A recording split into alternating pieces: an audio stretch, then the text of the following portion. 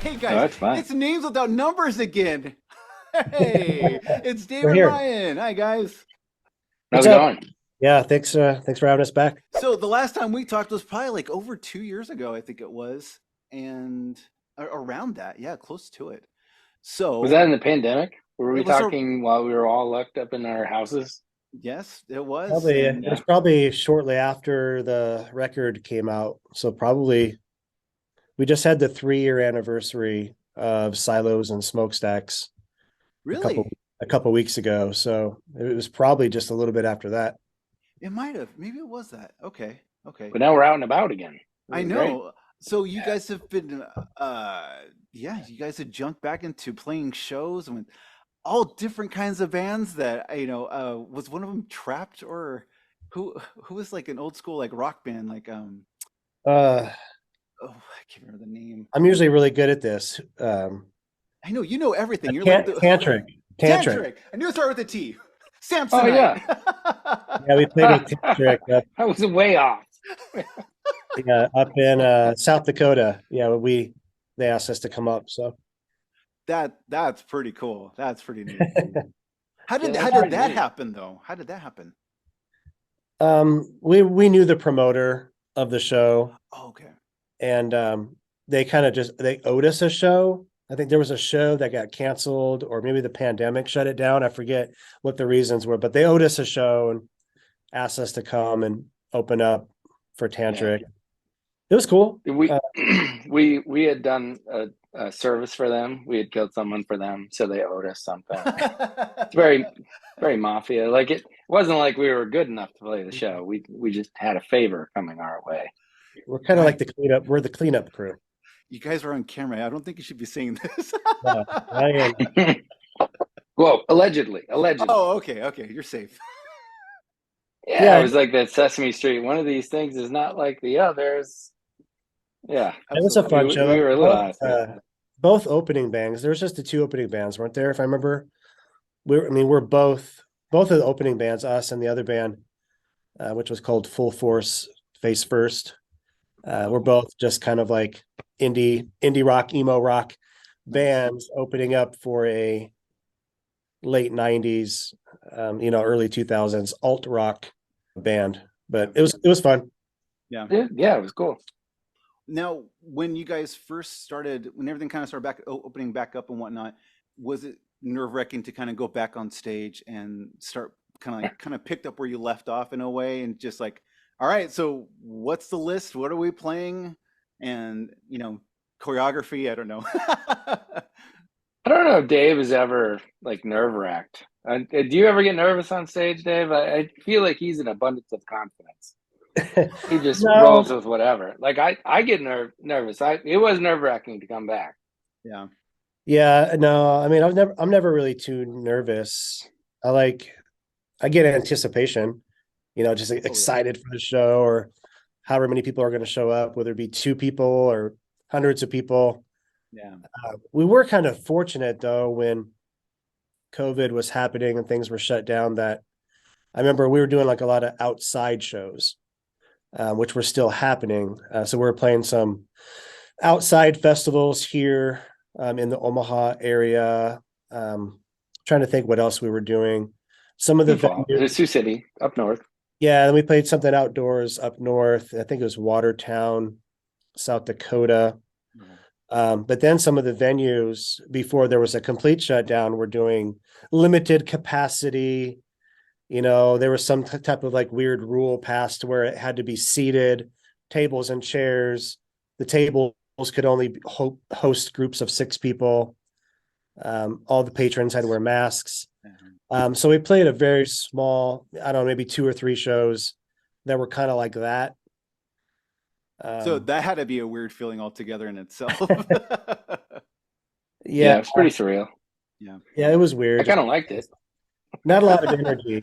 Kind of a captive audience. They weren't going anywhere. They were just sitting at the table Yeah. watching you. Just kind of like nodding their heads or just kind of like tapping their wine glass or something. Yeah. So we played a few shows like that, but I feel very fortunate that as a band, I think we were really only shut down for 6, 7 months, 8 months. I don't know. Do you remember, It Ryan? was too long. It was too long. Yeah, too long, but it gave us a chance just to kind of write more songs, obviously spend time with families, kind of be safe and do what we felt was best for the Yeah, band. And but definitely. but yeah, but we're That was a back. weird time. Things Yeah. are running full steam. So then what was it for you? When you started playing shows again, was there a certain gig that just kind of blew up for you and went like, man, it feels good to be back? Like the audience, whether it was just the audience response or a particular the other bands you were playing with, or just like did you guys have a certain gig or whatnot that was like within the past, since everything kind of opened back up again that you played, or just kind of hit you and go, yeah, this is working. I Yeah, miss this. I excuse me. I felt like we played the Reverb here in Omaha Yeah. right after everything opened up again. We it was a sold out show, Nice. and Nice. we closed it out, and it was epic. Like Yeah. I feel like I've never played as a show as energetic as that one, where the place was shoulder to shoulder. And I think, this is not me saying like, oh, we sold out the Reverb. It was more like people were itching to get out, and people Yeah. were really like, that was the time, and we kind of met them. I feel like we did an honorable job doing that show, but it Nice. was fun to kind of, make the magic and like have everybody like be ready for it, Yeah. because everyone was ready to get out. That was a cool show. I bet. Oh Yeah. man. I was gonna say the same thing. Reverb show, we sold it out. And we say sold out, we're not talking like thousands of people. It's No, no, like no, no. No, it's a small club, but like 200 people, you know. But But yeah, 200 people in a small room can make a big difference. yeah, it was yeah, fantastic. it was fun. It was just one of those perfect shows where like just everybody came because they wanted to and they were into it. Every band that night was great. We were the headliners and they actually cheered for an encore, which is weird. But I feel like, I mean, I'm very self-deprecating, but I feel like if a bunch of ferrets with banjos would have been up there to close out the show, like I feel like people would still be there, like, yes, yes, We like, waited for this. the ferrets, give us more of this. They would have cheered for anything, I would Yeah. have and paid it for was just that. so good to Yeah. be there for that. Like people were so excited, and we were excited to be there because it was like the first time we were out in forever. But that's awesome, man. Now with that, because you guys got to focus on making more music, you guys released, let's see, you just after that, maybe before that, I'm not sure. So 2021, you guys released Empire on Fire. Yep. And I'm gonna screw this up, but it was with Matt Baird. Yeah. Okay. Yeah. And he's, oh gosh, was he from again? Earth Crisis? Not Earth Crisis. Spoken. Wow, I wasn't even close. Holy crap. I got my bands mixed around. Spoken. Yes. And Ryan, so why don't you like yelling? Why do you have to hire someone else? My voice can't do it. Like I've tried. Like I sit there in my car and I'll try to like scream and it doesn't break up. Like I don't have a distortion knob on my voice. It's clean and it goes up clean, like high and tight, but it doesn't break up. So in order to do like screamy things, I need Dave and I need other people. My voice can't do that. It's just too pretty, I guess. I've never heard someone's voice being too pretty, but that's perfect. Yeah, I can't like do that. it. I don't know. But Ryan, honestly, you have, okay, so one more thing before we get into that. I think your voice is it's so genuinely smooth, and I don't know how to explain it, but it's such, I'm surprised you don't get asked to do more guest vocals on other projects, unless you do. I don't know. Do you get asked a lot? I mean, some, but I don't know. No, I don't know. Do you not do I it? don't think so. I know you said you're You know, self-deprecating, but you know you have a good voice. No, not really. It's fine. This is weird. This is a weird conversation. I don't know. Like I'm not. I try to be as humble as possible. I don't know. All right, I'm sorry. So I'm sorry. when I listen to myself back, like I have a hard time. Like I don't like listening to our music because I I get too into my head and it doesn't sound right to me. I get that. Yeah. It's just it's a personal thing. Like I just have a hard time with that. I But get it's it. fun. I do it for the fun, not Yeah. for the like self-promotion type of deal. Right? Yeah. So was it really hard to get Matt Baird, or was he pretty open and kind of like, hey, I totally dig you guys and I'm jumping on, or how did that work out? No, we've been friends with Matt for, I don't know, for a super long time, over 15 years probably. Nice. Okay. It's just one of those chance things of like, it's just one of those like cornerstone stories. Cornerstone Um, Music Festival. Yeah. yeah, Yeah. Cornerstone Yeah. Festival in Illinois. But we crossed paths at Cornerstone probably 17 years ago, and for whatever reason hit it off. And then we became concert promoters here in Omaha, Nebraska. And so whenever Spoken would come to town, we were the ones who booked them. Nice. So between just hitting it off at Cornerstone, booking his band over and over again, and then he lives in Des Moines, Iowa, which is only 2 hours from here. Oh, nice. Okay. So we cross paths a lot, either through traveling. He'll come to town, catch a show, we'll hang out. I'll go to Des Moines, catch a show, and if he's not on tour, if he's home, we'll hang out. Nice.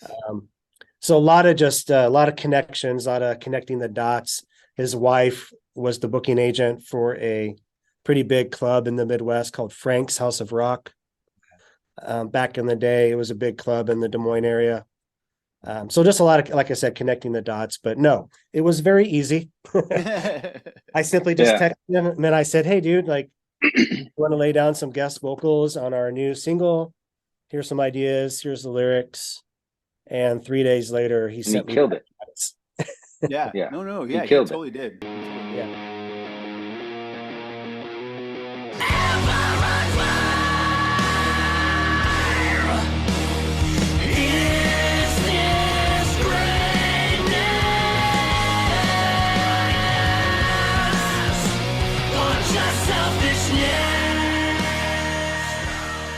Yeah, it was quick and easy.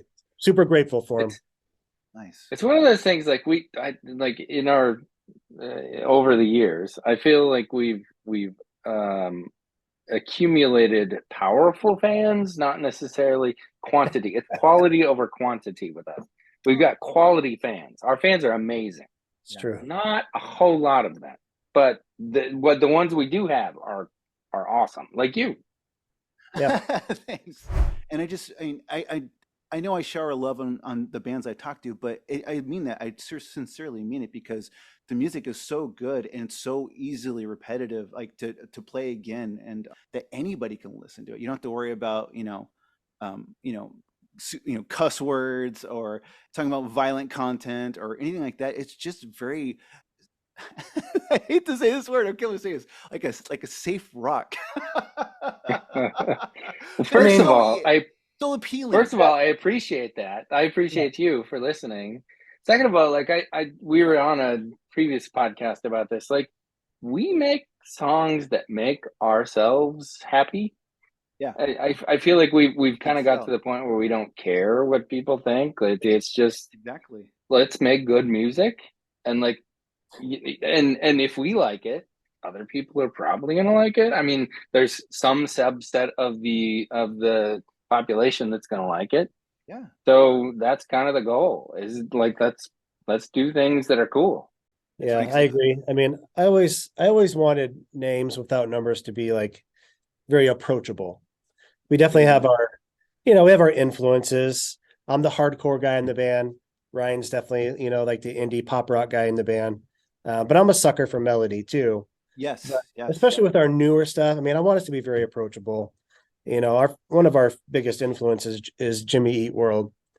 And I think even with them, they're very approachable. I think people of all ages can enjoy them. Like you said, you don't have to worry about filthy material or cussing all the time for kids. Yeah. They have songs you can relate to, and that's just kind of what we do too. Though I was a little surprised the first time I heard Jim Atkins cuss. I was like, oh, that seems really weird. There's a few songs, yeah. Yeah. Yeah. No, but yeah, I that's cool. I'm glad that you guys feel that way because I think as a dad, you know, and that kind of stuff too, I want to be able to play stuff for my kids. It's not always just the same filth that I listen to. Yeah. Like Right. when they're not in the room. But Empire on Fire was fantastic. And then just when I thought I could have just shower you guys with love, I don't care. Um, You Do the Talking I don't came either. out. Good.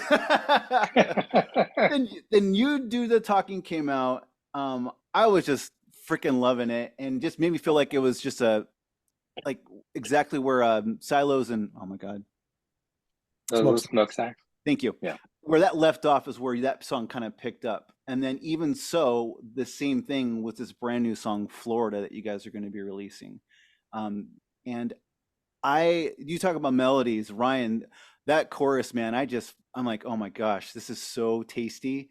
I don't know what to do. Like, I just want to, you know, when those songs, they have such a great hook, you go, okay, okay, I just want to rewind that last 15 seconds again, and then again. That's awesome. Well, thank you. Like, I mean, that's what we do it for, right? Like it's I love the song. I think the melody's fun. It's a fun song to play. Like I think after we practice it and after we play it, it's like, oh yeah, that was cool. Um, I think also it's one of my favorite lyrical songs. It's kind of one of those songs you're just kind of laid back and like, let's ride the flow. Let things happen. So Dave, with like these particular songs, like You Do the Talking and Florida and Empire on Fire, were you doing the main like riffs kind of stuff, and then, or were you guys just kind of sitting down and doing it together? Like, how did you guys do these songs? As far as musically, Yes. a lot of times the way we work is I'll have, I don't know, 80, 90% of the song kind of loosely formatted. Yeah. And then Chords. Yeah. yeah, like the arrangement, the chord progressions, maybe a couple of riffs. But then we come together as a band, and these guys will take the ideas, make them better, and then obviously put their own personality, their own creative touch to them. And it works really well. They usually take my idea and just make it better. I So love that. That's so great. Yeah. Especially I've explained drum. it before. Yeah. I've explained it before, but it maybe not on this podcast, but like it's Dave's kind of the cake and we're the frosting. Like it's a little bit I like like that. meat and potatoes, Yeah. potatoes and gravy. And then with you, Ryan, did you kind of is it kind of left in your hands to write the lyrics and the content? Yeah. So that's kind of like I don't know. Again, I don't like to talk about myself in a gratifying way, but it's yeah, I'm usually the frosting. We have a skeleton, and then usually the melody and kind of the lyrics of the message. Like that's what drives me is kind of the connecting with people and putting something out there that's relatable Yeah. Yeah. and that can speak to somebody and like people like, oh yeah, I write from the heart and I try to like something that's close to me and that I know about, right? I'm not just going to tell a story that's like there's nothing behind it.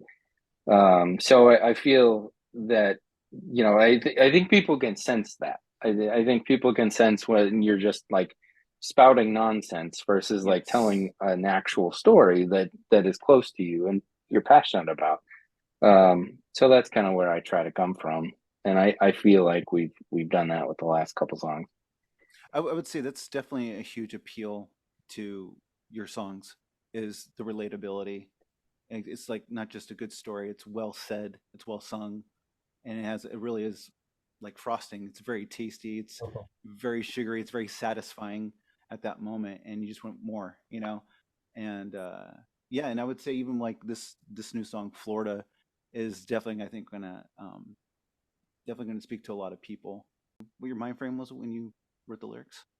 Yeah, so it's kind of about just being in the moment, living in the moment, being present, learning to be okay with things as they are. Yeah. Like you don't have control over a lot of things in life. Like if you think about it, like how much you can't control the weather, you can't control what happens in the day. You just have to be okay with things and kind of roll with the punches.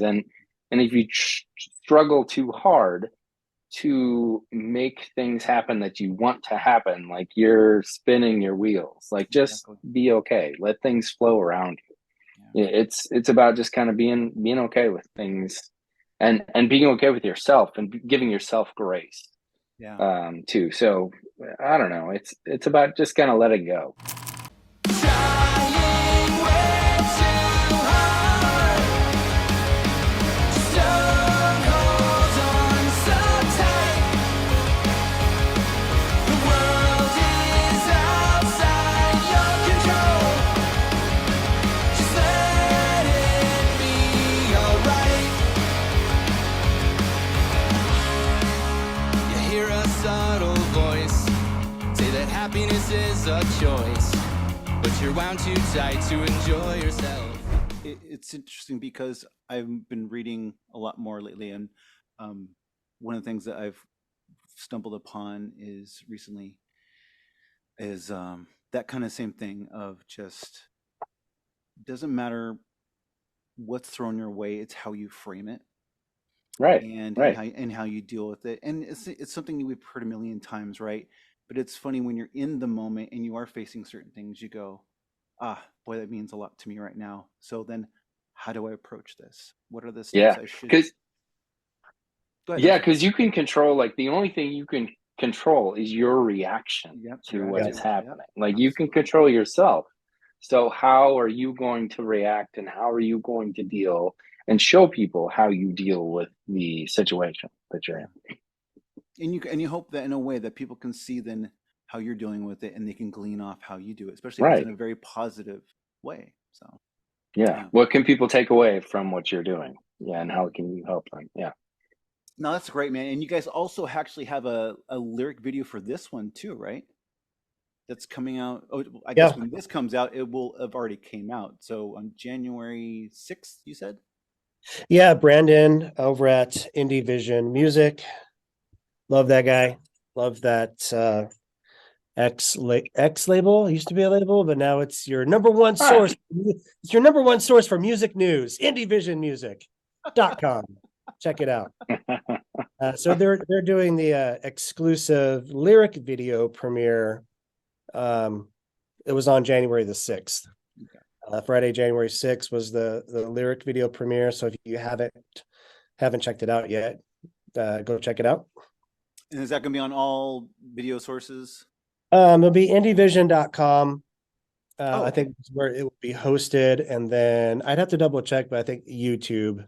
It's like a YouTube exclusive premiere on. I'm not sure how Brandon's setting it up, but I'm sure you can It'll be find. there. Yeah, just go to Indie search for it. Vision Music, and you'll find it. Well, cool. And so with that, okay, so with that said, do you guys actually have any plans for the rest of this year in regards to like, do you have certain Ooh. more singles to release and plans to release like an EP or a new album and whatnot? This I'm just gonna say this. I'm gonna leave it vague, but this may be the busiest year of our career. Really? I'm gonna leave it at that. I'm gonna leave it at that. Yes, good. Lots of plans. You guys should be busy. Seriously. There's a lot coming up. The surprise of again, this should be bigger for you guys. You guys are awesome. Yeah. So the answer to your question is yes, we plan on having multiple single releases. Hopefully an EP. Not exactly sure what the date of that will be, but maybe by the spring, have like a collective EP that's available, and then other stuff we're working on that we can't really talk about. Good. So, there will be lots of surprises. I love that. Lots of stuff going on. Excellent. Good. Excellent. And if anybody's listening, you should get us on Furnace Fest. If there's anybody that watches this, get a hold of Furnace Fest 2023. Names Without Numbers wants to play. That would be awesome. Yeah, and Coachella. Anybody out there listening who can get us on Coachella? Yeah, what about, is Lollapalooza still is that a thing? I don't know. Lollapalooza. Fire Fest? Does that happen? Yeah, Firefest. Aftershock? I don't know. Let's go for all of them. Firefest 2. the release for Florida, it comes out what, the 13th?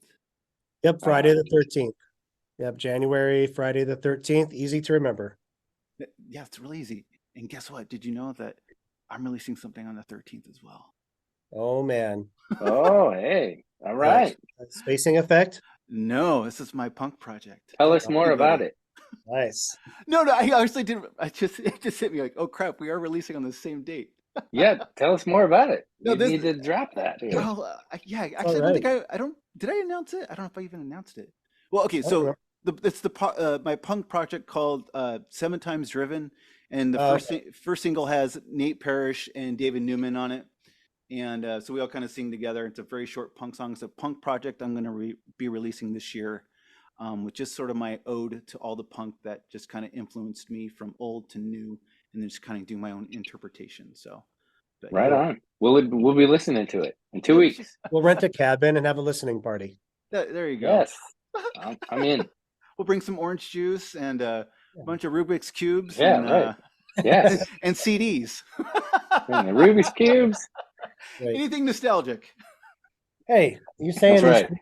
these 1400? It's nostalgic. I'm sitting on a Do gold. you mine. actually have a count? Is that actually 1400? Yeah, I have around 1400. Yeah. I would guess less. I would have guessed less. I don't know.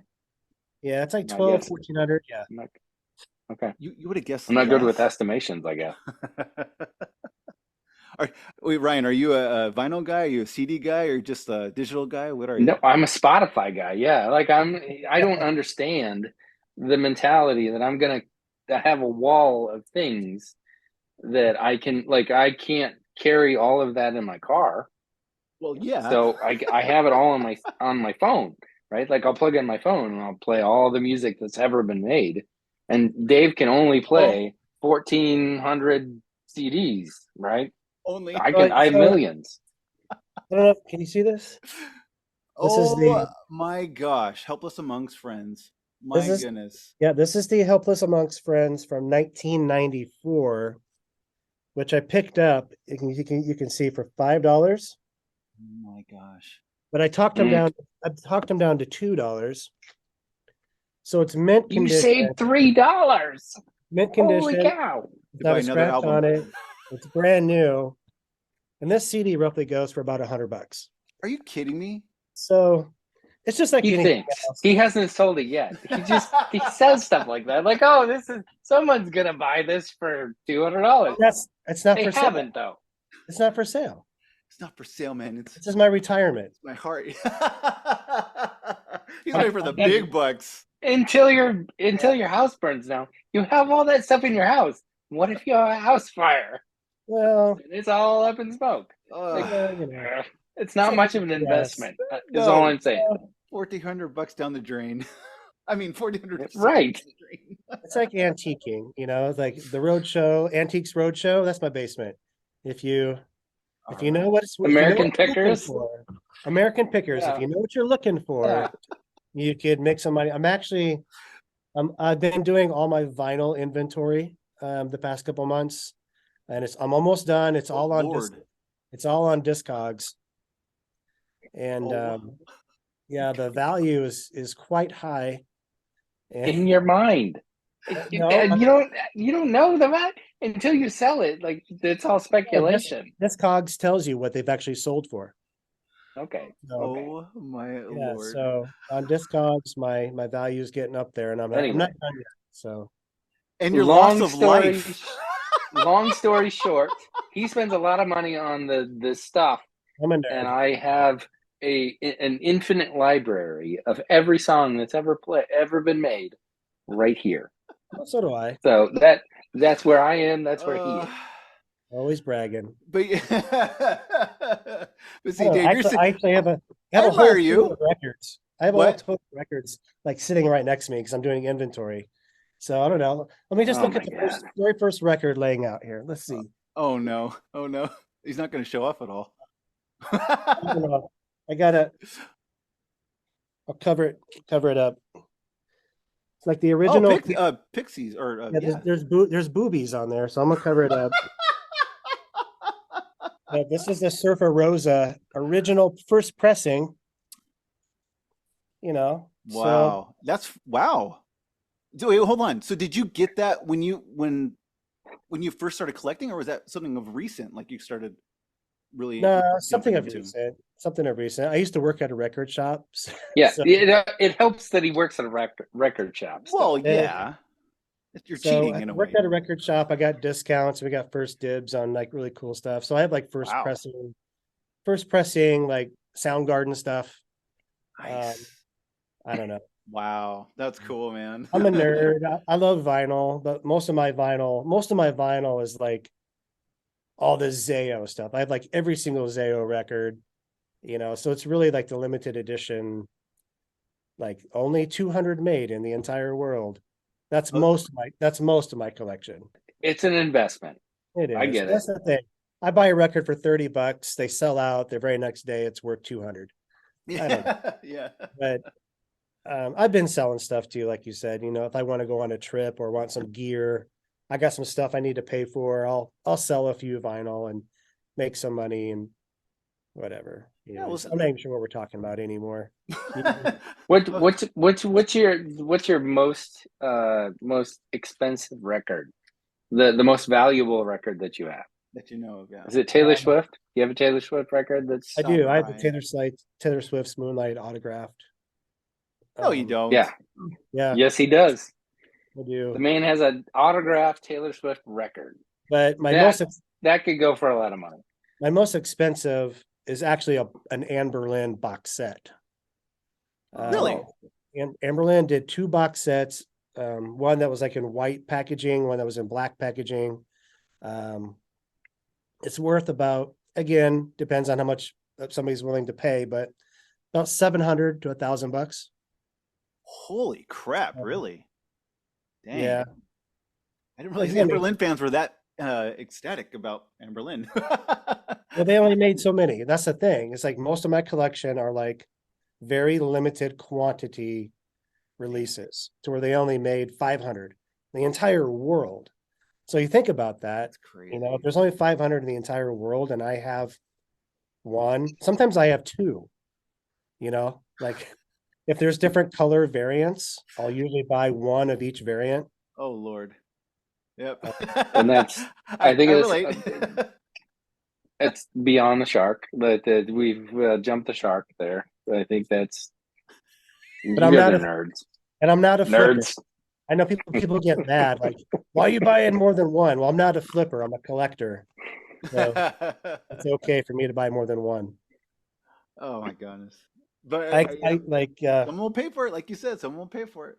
like when Under Oath, they just re-released They're Only Chasing Safety through Revolver. And Did you get it? well, the funny thing is I accidentally bought 2. So, Right, accidentally. Oops. well, I really did. It really was an accident. Again, like there were so many people trying to get it that the website was kind of crashing, not working right. So when I put my first order through, I didn't think it went through. There was no confirmation email, no nothing. So I'm like, okay, well, I'm just going to do it again. Well, I did it again. Oh yeah. And then 10 minutes later, I got 2 emails with 2 separate orders. That's okay. I mean, Did your wife Again. slap you? no, On a daily basis, I hope. you don't got to know. Yeah. I told her not to get rid of my records if I die. She does. I'm going to talk her into giving me the records when you die. Well, so I said, you got to give them to somebody who knows what to do with them. So Well, there you go. Well, then you better start letting your wife know, unless she already knows. she knows. He Yeah. inventories them, so of course she's got the inventory. Yeah, I'm doing inventory. They're all in alphabetical order. Just like my CDs, they're all in alphabetical order. I pity you. Yes. It's like rescuing Ryan might enjoy this. It's like rescuing a cat. Perhaps it's a Oh, sure. wild feral cat, maybe on the streets. Well, you just don't want to Yeah, leave it there. I do that with CDs. Oh, I do that with CDs. Yeah. Like, I have like 3 or 4 Juliana Theory and then bring in my like of the something- same that's- CD. Thank you for bringing that up. Like Wish for Eden, the very first Tooth and Nail, the very first Tooth and Nail release ever. Like I have 3 copies of that. Hmm. What? Project 86. I'm looking at them right now. I Stop. have probably 2 or 3 copies of all their CDs. No, So stop. if I find them in the wild, I rescue them. Hmm. It's I'm like just a not gonna, cat.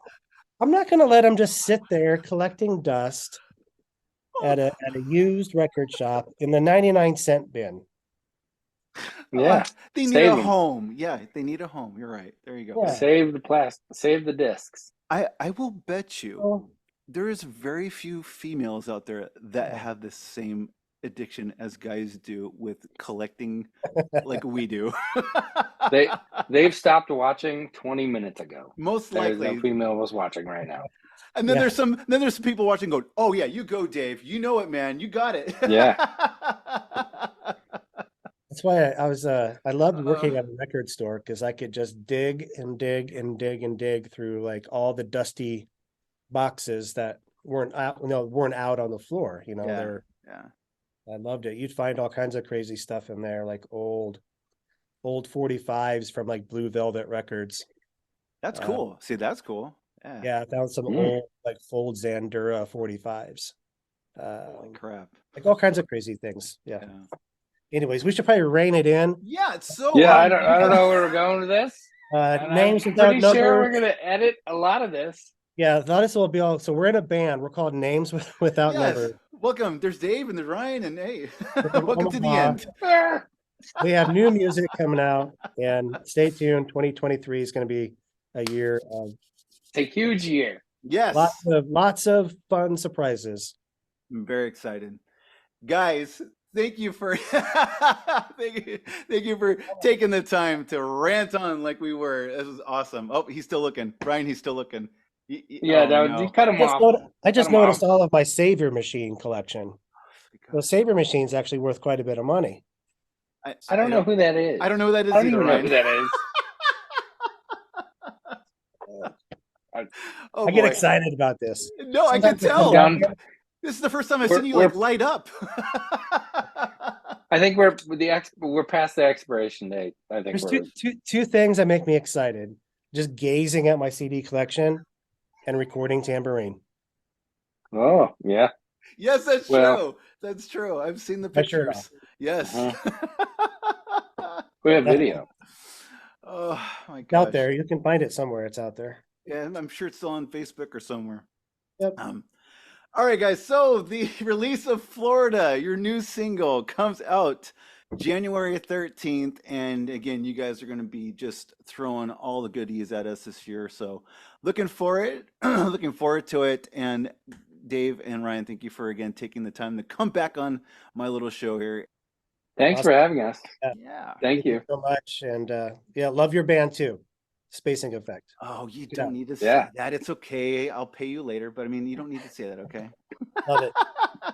All right, guys. Have a great night. I'll talk to you later.